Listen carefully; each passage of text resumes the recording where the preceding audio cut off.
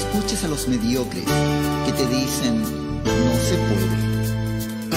No escuches a los cobardes que te dicen... Bendiciones, queridos todos. Bienvenidos a su magazine informativo Vive Consciente, con la dirección de Luz Esperanza Castro Jaimes, registro del Colegio Nacional de Periodistas 0723. Todas las bendiciones para el equipo de trabajo del magazine informativo Vive Consciente, Último Minuto Cúcuta y Notidía. Claro de la noticia, soy Claudia Burizati, saludándolos desde el Centro Internacional de Noticias NTN 24, junto con mi compañero Jefferson Beltrán, que como siempre está en el Centro Internacional de Noticias en Bogotá. Hoy, junto a Jefferson, vamos a presentarles a ustedes una nueva voz, esta serie de voces de mujeres afganas que estamos escuchando para obtener reflexiones en momentos en los que se cumplen 20 años desde que las fuerzas de la coalición comenzaron la guerra en contra del régimen talibán en Afganistán. Esto cuando reaccionaron a los terribles ataques terroristas del 11 de septiembre, que estamos a punto de cumplir ya también 20 años. Estas voces nos ayudan a reflexionar sobre cómo ha sido la vida de las mujeres afganas bajo el régimen talibán y durante la guerra en contra de ese grupo que ha sometido a las mujeres durante décadas. Hoy vamos a estar hablando con una mujer que en el año 2013 logró convertirse en la primera mujer piloto afgana. En una ceremonia, ella junto a 8 compañeros, por primera vez se le entrega el título de piloto para combatir en las fuerzas militares afganas que estuvieron entrenadas por sus aliados, las fuerzas estadounidenses, en territorio afgano. Muy interesante su historia, porque en el año 2016 finalmente pide asilo en los Estados Unidos después de haber estado en un curso en varias bases militares y argumentando que su vida y la de su familia corría serio peligro. No fue fácil que esta mujer que ustedes van a escuchar hoy, Nilofar Rahmani, haya logrado convertirse en piloto y haya logrado sortear durante varios años la amenaza permanente por el simple hecho de una mujer cumplir su sueño en un ambiente totalmente desfavorable y brutal en contra de los derechos de las mujeres. Jefferson, muy buenas noches. Claudia, vamos a escuchar una inspiradora historia, una mujer que es símbolo de la igualdad de la mujer en Afganistán. Le sumaría a esa reseña que hiciste los momentos que ella vivió en su infancia.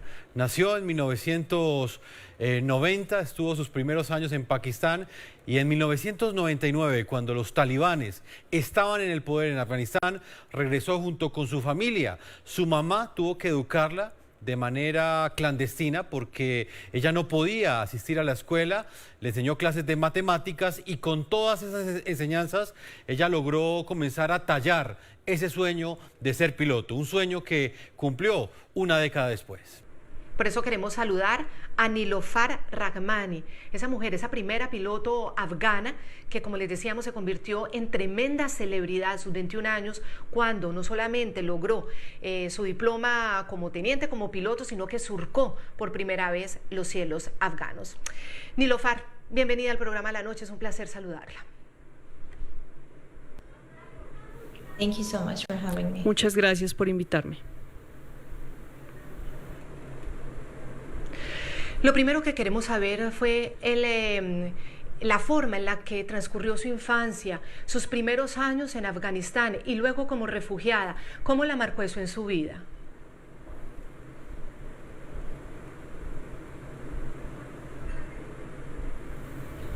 Desafortunadamente, no intercambiaría mi infancia con ninguna en el mundo. La infancia debería ser una época feliz, debería ser un tiempo en que uno tiene que disfrutar la libertad y desafortunadamente ese no fue mi caso.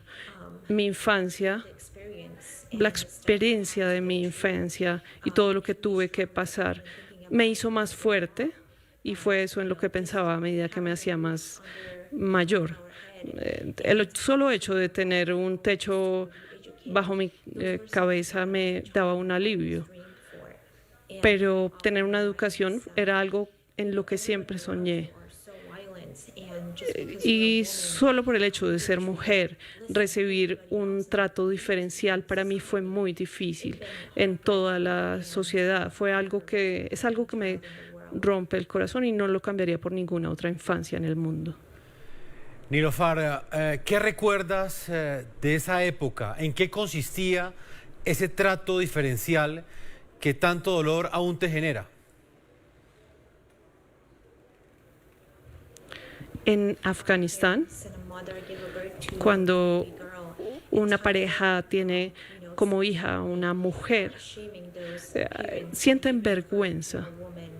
Es una vergüenza tener una niña. Es como una maldición para los padres. Ellos lo ven como un símbolo de vergüenza. Porque la mujer, digamos que no tiene ninguna utilidad y es algo muy desafortunado. Cuando recuerdo eso y cómo la mayoría de la gente en la sociedad trata a sus hijos, a sus hermanas de esta manera, me rompe el corazón. Y no fue la forma en que yo personalmente crecí. Mi padre veía a las mujeres como mejor incluso que los hombres. Y a medida que yo fui creciendo, para mí era muy difícil ver cómo las mujeres en Afganistán eran tratadas como si vinieran menos y que no tuvieran una voz. Nilofar, eres mujer con muchas inquietudes desde niña. ¿En dónde estuvo tu oportunidad? ¿Quién luchó para que te educaras, para que tuvieras una instrucción escolar y para que por lo menos los sueños no se murieran con la misma infancia?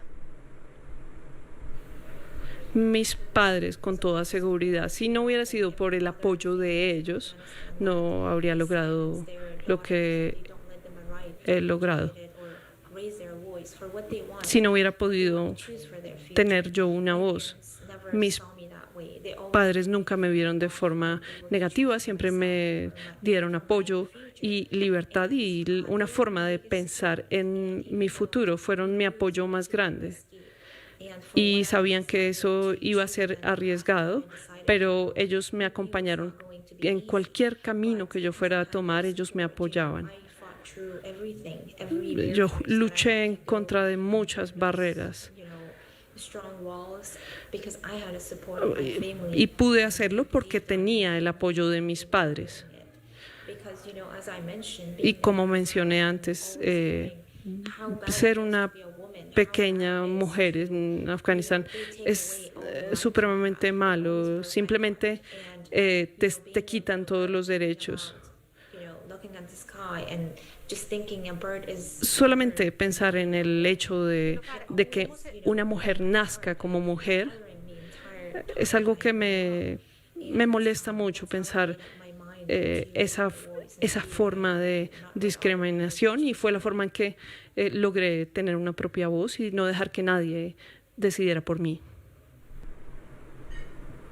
Hemos escuchado muchas historias de padres, de hombres que han ayudado a sus hijas, que valoran a sus mujeres hijas, a sus niñas, les dan valor y corren riesgos para abrirles las oportunidades para que ellas se puedan educar, por ejemplo, puedan tener accesos que no tendrían derecho.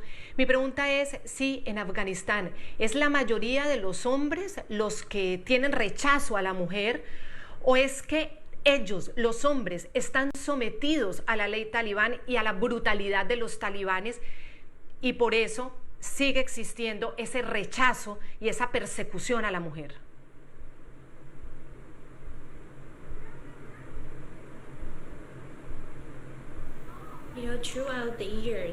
A través de los años, muchos padres están atemorizados de que sus hijas sean asesinadas, y de hecho que el apoyo que ellos le dan a ellas signifique para ellos un riesgo. Mis padres tomaron el riesgo a pesar de que sabían que era un riesgo. En Afganistán es un país tan dominado por los hombres que ellos le dicen permanentemente a las mujeres qué tienen que hacer. No se puede silenciar a la mitad de la sociedad, que es la población de las mujeres. ¿Y cómo se puede mejorar un país si eso es así? Yo sé que muchas niñas que me han visto en uniforme y ellas me toman como ejemplo y desafortunadamente no pueden hacer lo mismo que yo hice porque sus padres no las pueden apoyar porque será un riesgo. No las pueden apoyar porque para la misma familia será un riesgo. Ni siquiera estoy esperando nada de la sociedad porque siempre se queda en una amenaza.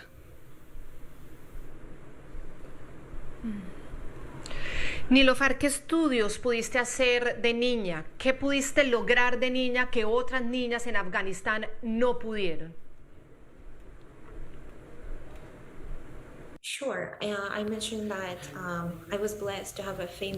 Fui bendecida por tener la educación de parte de mis padres, quienes eran también educados ellos mismos.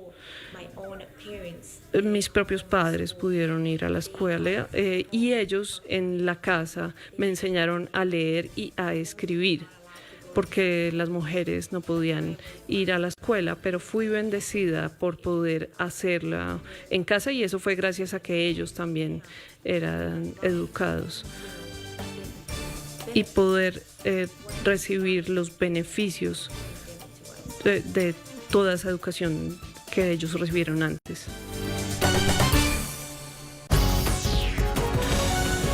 En medio del lodo y los malos olores, la cuadrilla Aguas Capital Cúcuta trabaja por el bienestar de los cucuteños.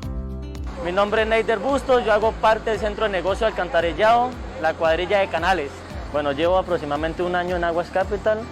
Yo trabajo para aquí para poder ayudar en el sustento de mi familia. Algunos de mis compañeros son padres de familia y gracias a esto pueden sacar sus familias adelante. Lo más difícil de nosotros es entrar a este lodo donde hay esta basura para poder realizar nuestro trabajo. Mi nombre es Luz Pedraza, habitante del barrio Carora. Es extremadamente fuerte el trabajo de ellos y no muy valorado muchos por vecinos por acá que siguen aún, estando ellos trabajando, lanzándoles basura. Sin importar el sol, la lluvia o las adversidades del terreno, estos hombres que nos enorgullecen hacen el trabajo que pocos se atreven a realizar. Bueno, nuestra cuadrilla se encarga de limpiar los boscurbes, los canales y los desarenadores. La gente bota mucho mugre, tenemos que limpiar hasta allá, hasta el fondo donde se ven. Nosotros venimos carreteando, le echamos a la máquina y la máquina saca la volqueta. Estas son las historias que nos enorgullecen. ¡Los buenos somos más!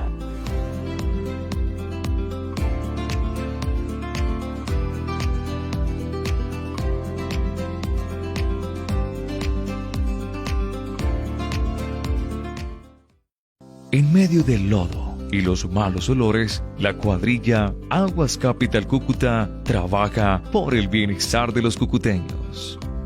Mi nombre es Neider Bustos, yo hago parte del Centro de Negocio Alcantarillado, la cuadrilla de Canales. Bueno, llevo aproximadamente un año en Aguas Capital.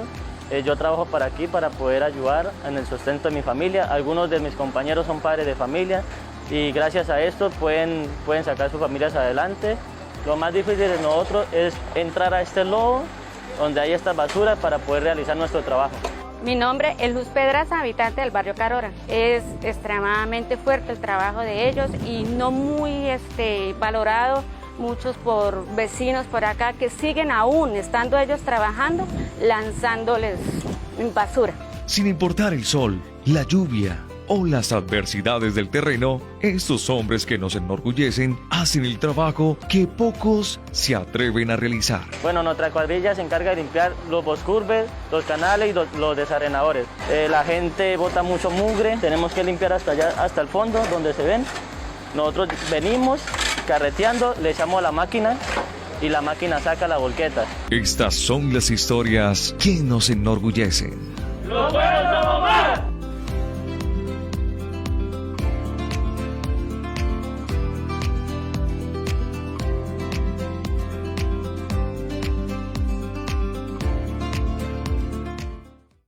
En medio del lodo y los malos olores, la cuadrilla Aguas Capital Cúcuta trabaja por el bienestar de los cucuteños.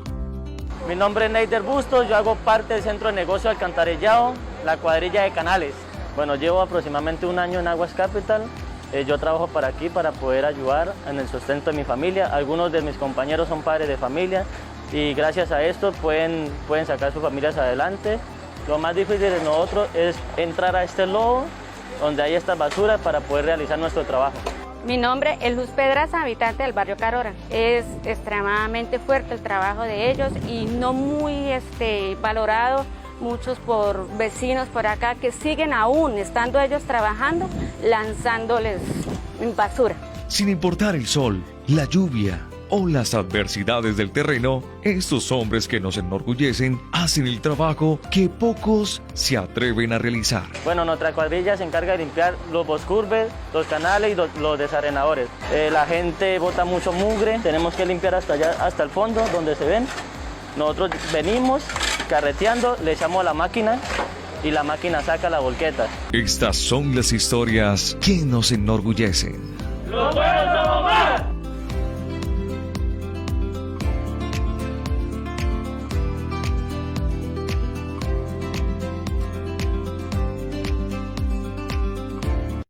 Más de 1000 familias cucuteñas se siguen sumando cada viernes a los sorteos millonarios de Aguas Capital Cúcuta. Ya son 10 millones de pesos los que están en juego, así que corre, porque aún estás a tiempo de ganarte este espectacular acumulado.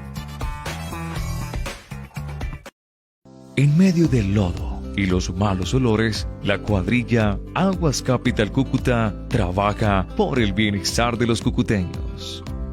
Mi nombre es Neider Bustos, yo hago parte del Centro de Negocio Alcantarillado, la cuadrilla de Canales. Bueno, llevo aproximadamente un año en Aguas Capital. Yo trabajo para aquí para poder ayudar en el sustento de mi familia. Algunos de mis compañeros son padres de familia y gracias a esto pueden sacar sus familias adelante. Lo más difícil de nosotros es entrar a este lodo donde hay esta basura para poder realizar nuestro trabajo. Mi nombre es Luz Pedraza, habitante del barrio Carora. Es extremadamente fuerte el trabajo de ellos y no muy valorado, muchos por vecinos por acá que siguen aún, estando ellos trabajando, lanzándoles basura. Sin importar el sol, la lluvia o las adversidades del terreno, estos hombres que nos enorgullecen hacen el trabajo que pocos se atreven a realizar. Bueno, nuestra cuadrilla se encarga de limpiar los boscurbes, los canales y los desarenadores. La gente bota mucho mugre, tenemos que limpiar hasta allá, hasta el fondo donde se ven. Nosotros venimos carreteando, le echamos a la máquina y la máquina saca la volqueta. Estas son las historias que nos enorgullecen. ¡Los buenos somos más!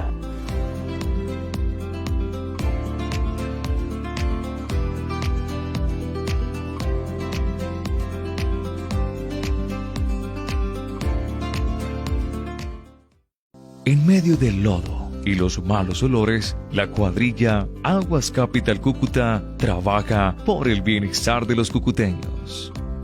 Mi nombre es Neider Bustos, yo hago parte del Centro de Negocio Alcantarillado, la cuadrilla de Canales. Bueno, llevo aproximadamente un año en Aguas Capital.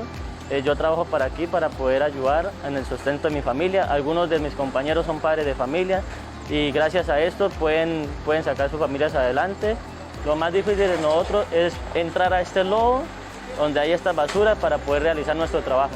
Mi nombre es Luz Pedraza, habitante del barrio Carora. Es extremadamente fuerte el trabajo de ellos y no muy valorado, muchos por vecinos por acá que siguen aún, estando ellos trabajando, lanzándoles basura. Sin importar el sol, la lluvia o las adversidades del terreno, estos hombres que nos enorgullecen hacen el trabajo que pocos se atreven a realizar. Bueno, nuestra cuadrilla se encarga de limpiar los boscurbes, los canales y los desarenadores. La gente bota mucho mugre, tenemos que limpiar hasta allá, hasta el... Su clamor lo dice todo.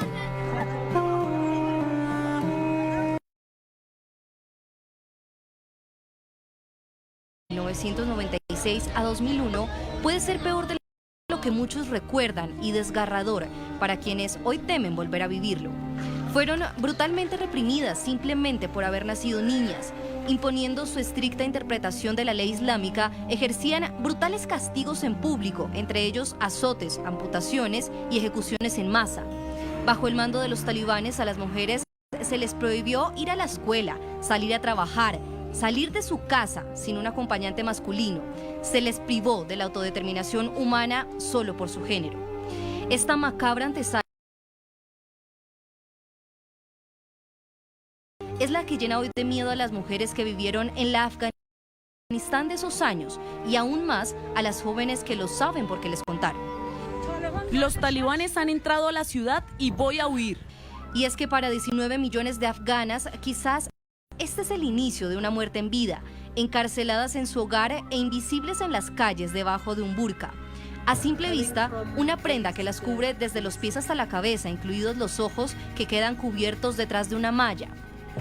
Y en esencia, una cárcel que los radicales que hoy controlan Kabul hicieron obligatoria en 1996 con amenazas y golpes. Yo no he salido, pero mi suegro salió hace unos días y vio una mala escena. Cuando él llegó a casa estaba muy triste y nos contó que los talibán golpearon a 3 niñas frente a ellos porque no vestían la hijab y tenían un poco de maquillaje.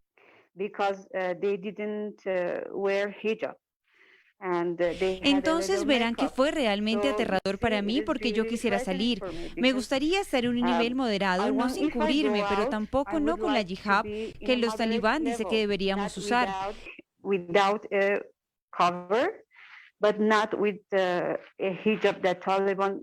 Los talibán dicen que solo se debe mostrar los ojos, pero todo el cuerpo deberá estar cubierto, así que es exagerado. Y debido a eso, ya sabes, tengo 2 hijos, así que en esta situación de los talibán, especialmente pienso en mi hija. Ellos, los niños, no podrán desarrollarse, ellos no podrán progresar. Entonces estoy pensando en el futuro de ellos, en este tipo de situación. Mis hijos no podrán crecer, no podrán desarrollarse. Especially for my daughter, I think they cannot develop, they cannot progress. La conquista de las mujeres, sus derechos y libertades en las últimas 2 décadas pareciera ser enterrada viva. Como dice el adagio, una imagen vale más que 1000 palabras. Pese al miedo, algunas intentan no dejarse arrebatar lo que ganaron. No contamos porque nacimos en Afganistán, no le importamos a nadie, moriremos lentamente en la historia. El régimen talibán ha dicho estar dispuesto a garantizar algunos derechos a las mujeres. Nos comprometemos a dejar trabajar a las mujeres de acuerdo con el respeto de los principios del Islam. Pero ya hay algunas muestras de que podría pasar lo contrario. Anoche, Zabihullah Mujahid anunció que las mujeres podrían empezar a trabajar. Acabo de ir a la RTA y hoy no se me permitió aparecer en la televisión nacional. Los talibán dijeron, no pueden entrar a la estación de televisión y tomaremos una decisión acerca de ti. El presente y el futuro de estas mujeres es incierto y gris. Cientos de voces alrededor del mundo lo advierten. Una de esas, la de Nadia Ghulam, escritora y refugiada afgana en España. Desafió con valentía al régimen talibán hace más de 20 años disfrazándose de hombre para poder sobrevivir en Afganistán. Tiene en su mente y en su piel los recuerdos de la violencia que los salvajes impusieron en aquella época y hoy lanza al mundo un SOS por su país, por su familia y por las mujeres afganas. Nilofar, como lo explicábamos al comienzo de esta entrevista, ustedes tuvieron que salir de Afganistán rumbo hacia Pakistán hasta 1999. En ese año regresan a Afganistán y están gobernando los talibanes. ¿Por qué razón ustedes deciden regresar Afganistán y me gustaría que nos relataras cómo fue ese momento de tu vida, esos 2 años que viviste bajo el yugo de los talibán cuando apenas tenías cerca de 10 años. Mis padres siempre tuvieron la esperanza de tener un futuro en Afganistán. Ellos siempre pensaron que las condiciones del país se iban a mejorar. Siempre pensaban, no importan los talibanes, importa la gente de Afganistán. Quizás si volvemos podemos construir un futuro mejor en Afganistán. Pensaban en un futuro mejor. Tal vez el gobierno cambiaría, era lo que pensaban. Pero cuando regresamos de Pakistán a Kabul, todo lo que vi, lo primero que vi era la violencia, lo que habían hecho a la gente. La ciudad era como una ciudad fantasma, no había ninguna mujer en las calles. Las mujeres estaban escondiendo, incluso se escondían en los carros, en la parte de atrás de los carros para no ser vistas por los talibanes. Cuando iba de regreso al país que era tan agradable volver a mi país y todo lo que mis padres me habían hablado de Afganistán, pero desafortunadamente cuando volvimos vimos algo muy diferente de lo que soñábamos y por supuesto mi padre siempre decía, si vamos de regreso tenemos que ver si lo que vemos en los medios es la realidad o no. Y él pensaba, al menos mi hermano podría tener una educación. Él pensaba, las mujeres no, pero por lo menos el hermano que yo tenía podría recibir una educación, pero desafortunadamente no fue el caso, especialmente pues para nosotras que éramos mujeres. Cualquier mujer pequeña en el país sufría por eso.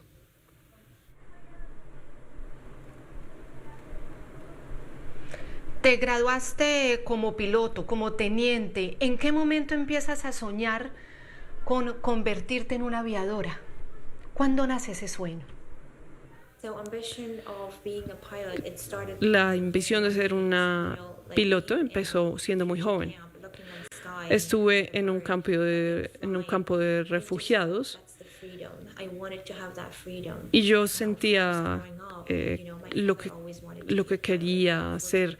Mi padre, por ejemplo, siempre quiso ser un piloto, pero desafortunadamente por la situación del país, él nunca pudo convertirse en piloto. Él debería haber tenido alguna conexión para lograrlo. Y fue algo que él siempre quiso hacer. Siempre me habló sobre eso, especialmente a medida que crecíamos y hablábamos del hecho de que las mujeres no podían elegir su futuro. Y yo de pequeña siempre quería levantar mi voz y pensar que la sociedad me debería permitir tener una voz. Hasta que lo logré.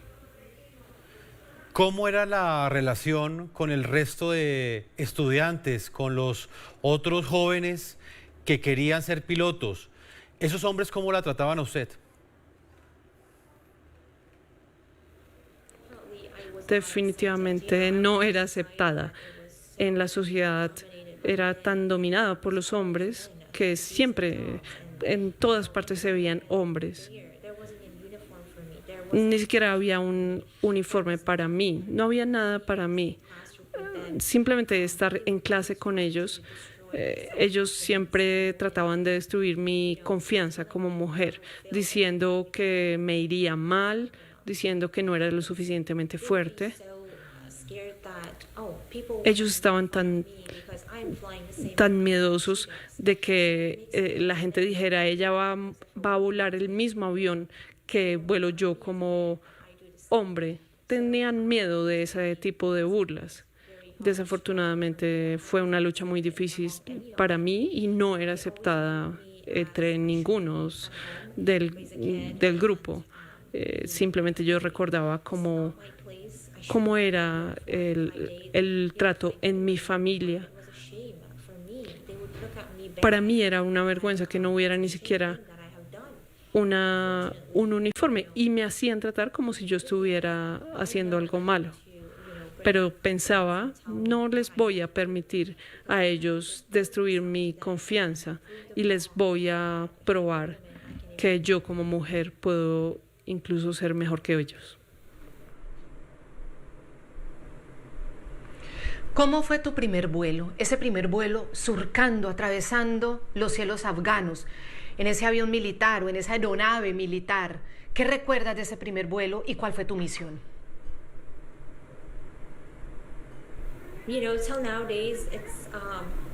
Aún al día de hoy no puedo expresar lo maravilloso que fue ese vuelo. Me sentí tan libre, todos los problemas, todas las luchas como una niña desaparecieron. Siempre pensé cómo podría ser libre y en ese momento me dio ese sentimiento de libertad. Me hizo sentir que cualquier estrés que tuviera en la vida se iba a ir, no estaría conmigo más y solamente podía pensar en disfrutar en ese momento en el cielo. Fue algo increíble, no puedo expresar lo increíble que fue ese momento para mí. Nilofar, algunos califican como un privilegio la oportunidad que tuviste como mujer de disparar contra los talibanes. ¿Esto qué representaba para ti? Salir en una misión y disparar contra ellos desde tu avión.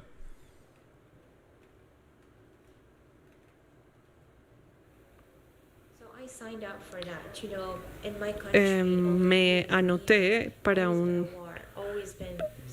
el tema de aviación y en mi país siempre ha habido una guerra, siempre.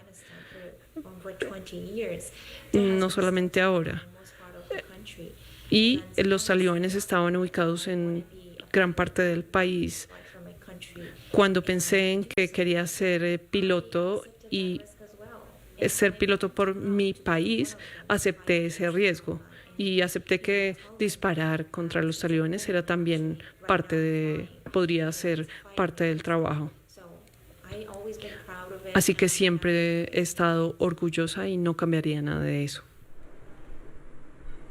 ¿Durante cuántos años estuviste pilotando aviones militares y combatiendo a las fuerzas talibanes desde el ejército afgano en alianza con los Estados Unidos y con la coalición internacional? ¿Cuánto tiempo duró tu misión y qué misiones recuerdas?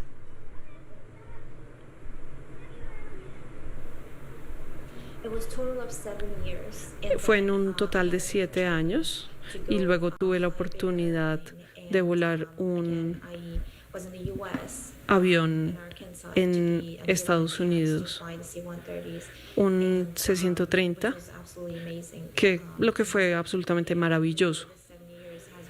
Y esos 7 años fueron una lucha, sin embargo, disfruté cada momento y todas las misiones que hice las disfruté. ¿Creíste en algún momento que se podía ganar a los talibanes, que todas estas fuerzas internacionales en coalición, esa presencia tan intensa de las fuerzas de los Estados Unidos, de las fuerzas militares de los Estados Unidos, podrían llegar a una victoria y que el régimen talibán definitivamente quedara derrotado? Durante esos 20 años, Afganistán ha cambiado mucho. Los días más oscuros, que fueron hace 20 años, he visto tantas mujeres que se han convertido en parte de la sociedad y tantos cambios en Afganistán que tenía 100% la creencia de que con la ayuda del ejército de Estados Unidos y otros podríamos vencer a los talibanes. Nunca pensé que hoy, de forma tan reciente, esta sería el futuro de Afganistán. Realmente es algo que me decepciona y me asusta mucho porque nunca creí que esto iba a pasar en Afganistán ahora. Siempre pensé que el mundo iba a estar ahí para ayudarnos. ¿Cuántas vidas se perdieron en esos 20 años? ¿Cuánto dinero se invirtió en todos estos años? Y toda esta libertad que ha llegado a Afganistán. Y en un abrir y cerrar de ojos están de nuevo los talibanes. Ahí es algo que me temía mucho y que nunca realmente pensé que pasaría. Me decepciona, me sorprende y me decepciona mucho que haya pasado tan rápido. Lapidaciones públicas en el estadio de Kabul, juicios sumarios en la mitad de una calle y a la frente de hombres que pertenecen a ese régimen talibán, golpes, latigazos, castigos físicos, prohibiciones absolutas a la existencia social de la mujer. Todo este terror, este horror es lo que asusta nuevamente a la sociedad afgana con la llegada de los talibanes al gobierno y a dominar Kabul. Volverá esta brutalidad que conoció el mundo antes de la acción de las fuerzas occidentales en el país asiático y, como dice nuestra invitada, esta mujer muy reconocida, Niloufar Rahmani, una mujer que es ejemplo en el mundo de la superación de los obstáculos femeninos. Este avance de la mujer en Afganistán, que ya nuevamente era pública, ya nuevamente estaban incluso en el Senado, retrocederá, volverá las horas de horror. Pues la insistencia de tantos afganos tratando de salir, así lo hacen pensar. Vamos a hacer un recuento, Jefferson, de qué logró la mujer afgana en estos 20 años. Este es un informe que ha preparado Paula Sabogal sobre esos fantasmas del pasado que muchos creyeron que eran cosa del pasado, pero que en este momento nuevamente comienzan a generar temor en estas mujeres afganas que siguen en su país. Veamos. 19 millones de ciudadanas afganas sienten hoy quizás el mayor miedo de sus vidas. El régimen talibán volvió al poder y trajo con él el terror que les infundaron hace 20 años. No es para menos. Algunas temen volver a vivir, si es que así se pudiera decir, lo que los violentos y sus leyes absurdas les obligaron a vivir por el hecho de ser mujeres. Quizás ya saben lo que podrían enfrentar, pero esta vez la desesperanza se hace inevitable y el miedo se siente más cerca.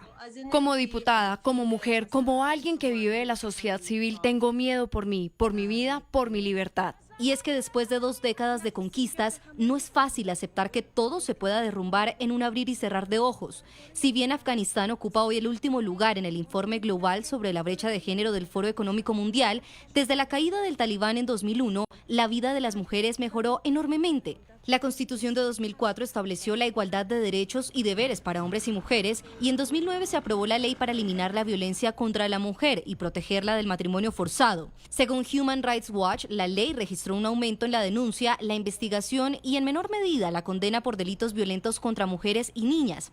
La promulgación de la nueva Carta Magna permitió además que las mujeres accedieran gradualmente a la vida pública, la salud y la educación. Investigaciones de Brookings Institute señalan que para el 2020 la participación de las mujeres como servidoras públicas alcanzó un 21% y su presencia en el Parlamento fue del 27%. Al tiempo, su esperanza de vida aumentó de 56 años en el 2001 a 66 años en 2017. La proporción de niñas que asistía a la escuela primaria pasó de menos del 10% en 2003 al 33% en 2017 y la de quienes asistían a la secundaria pasó del 6% en el 2003 al 39% en 2017. En el 2002 se reportaron 1.746 mujeres matriculadas en la universidad, mientras que en 2016 la cifra llegó a 45.000. Como representante de mujeres que fueron a la escuela, que estudiaron y salieron a la sociedad, que fueron activas y trabajaron, quiero decir que realmente queremos tener una presencia. No queremos perder lo que se ganó en 20 años. No queremos que vuelvan a obligarnos a volver a casa, a que nos vuelvan a silenciar. Estoy aquí para preguntarle si trabaja en un campo relacionado, la comunidad internacional, las organizaciones de derechos de las mujeres, las organizaciones de derechos humanos. Le pido que nos apoyen. Levante la voz en apoyo de las mujeres afganas porque esto no es lo que nos merecemos. El régimen talibán ha dicho que quiere garantizar los derechos de las mujeres de acuerdo con el Islam, pero ha dado todos los indicios de que esto no será así. Quiero decirles a las mujeres que no se rindan. Recientemente vi algunos videos de mujeres que iban a las carreteras y que estaban tratando de, ya sabes, pedir sus derechos. Me gusta mucho. Realmente espero que puedan seguir así y luchar todo el tiempo que puedan. Hablabas de que había cambios, lo que viviste en la infancia y lo que pudo suceder tras la presencia de esas fuerzas occidentales en tu país, que las mujeres tuvieron más oportunidades, que las cosas estaban cambiando. ¿Me puedes describir esos cambios? ¿Me puedes decir qué se estaba ganando?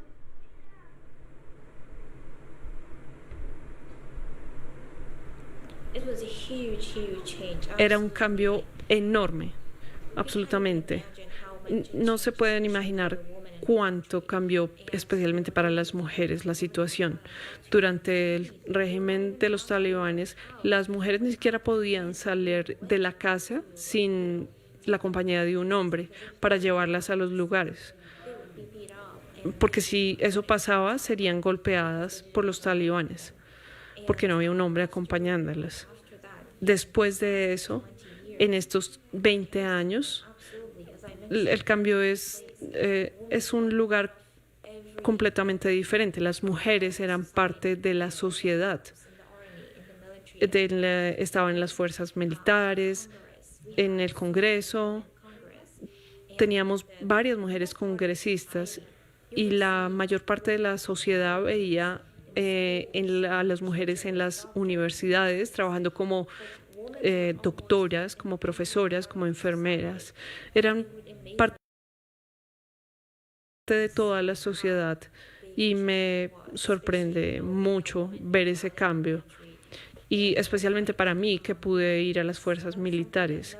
Es algo que nunca pensé que pasaría, y sí pasó durante estos 20 años en Afganistán. Desafortunadamente, ese cambio en estos 20 años de cambio, desafortunadamente, regresará a lo que era.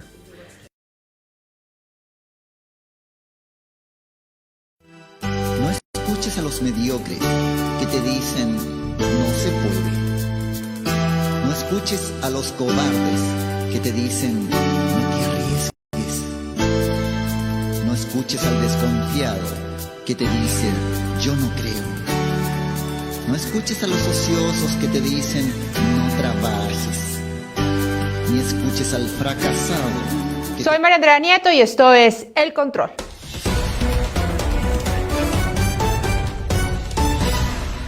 Hoy haremos el control al matoneo en las redes sociales y sus consecuencias. Sí, les hablo de Felipe Pasos, amigo de Diego Díaz, hijo de Bruno Díaz, quien tristemente el pasado viernes decidió terminar con su vida, después de que fuera acosado en las redes sociales y recibiera amenazas por cuenta de las denuncias que él hizo de manera leal con su amigo. Recordemos que Diego Díaz es el hijo del actor Bruno Díaz, que lamentablemente murió en abril de este año en unas circunstancias económicas muy difíciles por cuenta de una deuda en la que aparece vinculado el senador Gustavo Bolívar y que está pendiente de pago todavía, al parecer, desde el 2016. El actor Bruno Díaz publicó un video en el que dejó ver una cara muy cuestionable del senador Bolívar, que tanto se las da de ser la renovación y la honestidad en la política. Porque el amor no termina con la muerte, y en memoria de Dieguito, un chico fuerte, angelito bendito, te amo tanto, que por ti a Colombia hoy se lo cuento y se lo canto. Por supuesto, las bodegas petristas se pusieron histéricas, haciendo honor al pacto ese que más de histórico tiene de histérico, y empezaron los ataques. Felipe Pasos, amigo de Diego, habló en diferentes medios de comunicación. Estuvo aquí en Vicky en Semana y le contó el difícil camino que tuvieron que recorrer para que el senador Bolívar le pagara a su amigo. Algo que a la fecha y que después de 2 tragedias parece que nada que ocurre. Pues bien, después de estas declaraciones, muchos petristas se solidarizaron con Bolívar. Petristas de verdad y de mentiras, esos de bodega. De los petristas de verdad, el que cobró protagonismo fue el influenciador tóxico, por decir lo menos, Beto Coral, que salió furioso e histérico a defender al senador Bolívar en sus redes sociales y atacó a Pasos. Él es Felipe Pasos, quien difama a Gustavo Bolívar y se presta para el show en todos los medios. Dijo ser el amigo de toda la vida de Diego Díaz. Lo curioso es que solo se conocieron en el 2018. Es el mandadero de Claudia López y de Angélica Lozano, una bajeza. Después de la trágica muerte de Felipe Pasos, el influenciador tóxico Beto Coral borró el trino que les acabo de mostrar y Angélica Lozano reaccionó. Su enorme mentira y bajeza fue matonearlo, difamar que lo que vivió Felipe en la tragedia por su amigo era falso e inventado por supuesta injerencia nuestra. Mandadero, no somos como usted. Disfrute sus likes y la burla que desató por el aspecto físico de un hombre bueno. A los influenciadores tóxicos de la extrema izquierda hay que hacerles ciertas preguntas. ¿Las personas no pueden pertenecer al partido político que quieran? ¿Las denuncias de Diego Díaz y de Felipe Pasos son menos reales o importantes por no pertenecer al canto de los fanáticos de Gustavo Petro? ¿Qué tiene que ver que una persona tenga una afinidad política X y que al mismo tiempo tenga negocios? ¿Eso acaso no se llama capitalismo? ¿Por qué había que desviar la atención de la denuncia del no pago de más de 200 millones de pesos más sus intereses? ¿Por qué estigmatizarlo, juzgarlo o señalarlo por tomarse fotos con Angélica Lozano? El mismo Felipe Pasos le contestó en su momento al influenciador de extrema izquierda, Beto Coral. Beto Coral, haber hecho parte del equipo de la campaña a la alcaldía 2019 no resta un milímetro al vergonzoso hecho que Gustavo Bolívar sea un deshonesto timador, como ya es conocido en detalle por la opinión pública. Claudia López también reaccionó e hizo este video en honor a Felipe Pasos. Felipe era un ser de luz, auténtico, soñador, amorosísimo.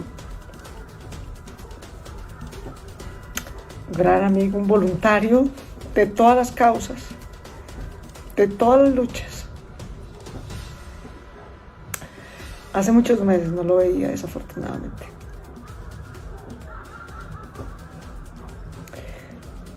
Lo volví a ver viendo su testimonio sobre lo de su amigo. Después de la muerte de Felipe, el candidato a la Cámara de Representantes, Miguel Polo Polo, hizo público este chat entre Beto Coral y Felipe Pasos. Felipe, lamento las amenazas, pero usted en lugar de buscar un medio imparcial para denunciar algo, se fue donde Vicky Dávila y nada más que la misma mascota del uribismo, Polo Polo.